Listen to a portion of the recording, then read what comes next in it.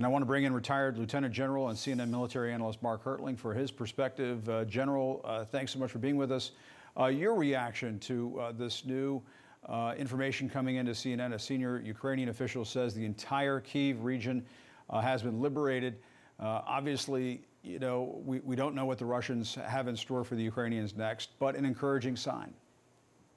It is, Jim. And I'd like to comment on Ed's commentary a minute ago where he said all Western officials thought this was going to be an easy Russian victory.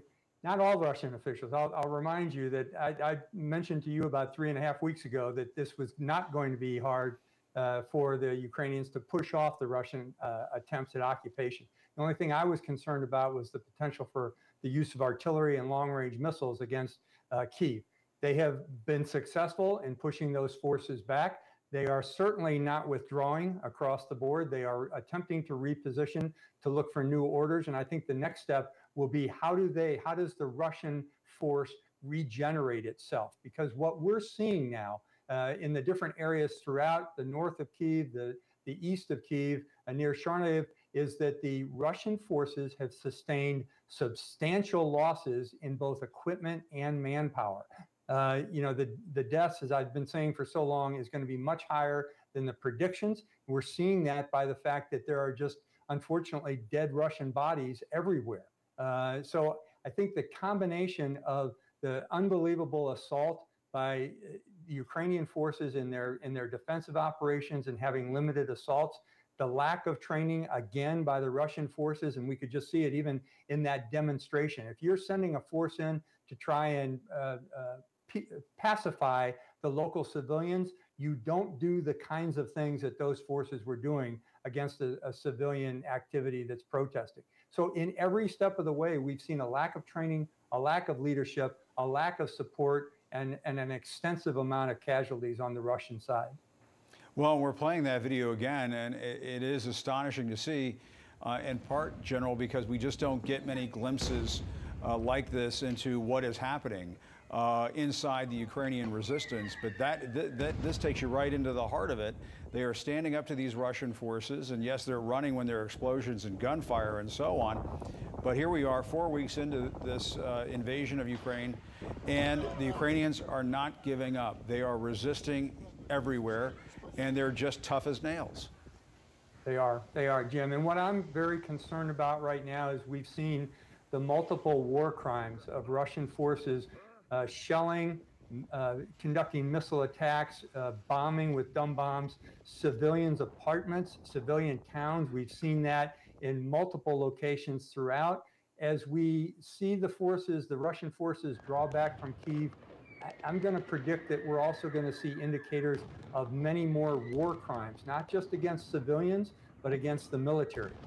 We're going to see indicators of that, I think, probably starting next week as more and more journalists get into the area, both national journalists, international journalists, and especially journalists from Ukraine get into those areas that they knew so well before this attack. And unfortunately, I think we're going to see more and more indicators of untrained Russian forces committing war crimes. And today, General Hertling, we're learning the U.S. is expected to facilitate the transfer of Soviet-era tanks to Ukraine. Help us with the significance of that. It's a big deal, Jim, because many people don't know, but during the Soviet days, Ukraine actually used to build tanks in the Ukrainian land space for the Soviet Union. So they know how to use these kind of tanks, the T-72s.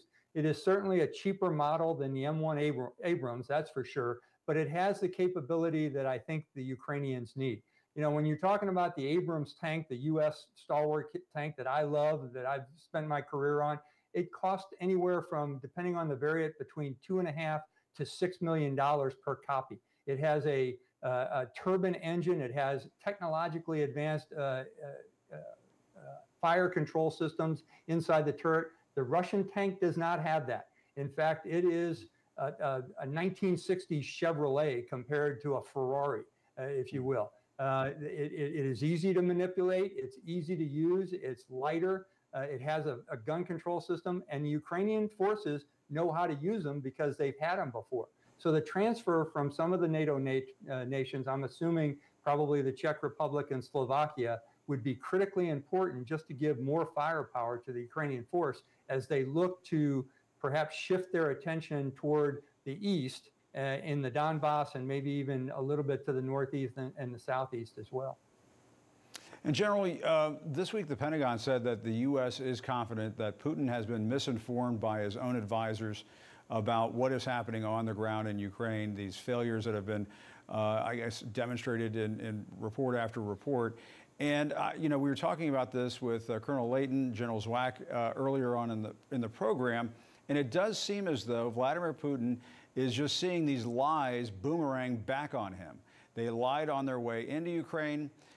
Their soldiers were misinformed, misled as to what they were fighting for.